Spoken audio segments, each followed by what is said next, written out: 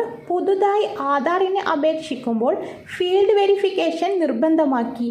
നിലവിൽ ഇത്തരം അപേക്ഷകൾ സമർപ്പിക്കുമ്പോൾ രേഖകൾ പരിശോധിച്ച് ആധാർ അനുവദിക്കുന്നതായിരുന്നു രീതി. ഇനി മുതൽ വില്ലേജ് സെക്രട്ടറിയോ തദ്ദേശ സെക്രട്ടറിയോ അപേക്ഷകന്റെ പശ്ചാത്തലം സ്ഥിരീകരിക്കണം. ഈ റിപ്പോർട്ട് അടിസ്ഥാനത്തിലെ ആധാർ അനുവദിക്കുകയുള്ളൂ.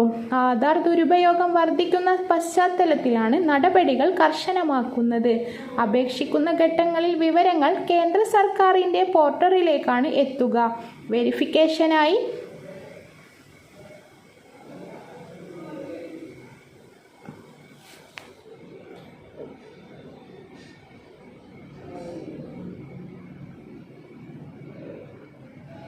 വെരിഫിക്കേഷനായി സബ് കളക്ടർ തിരികെ എത്തും.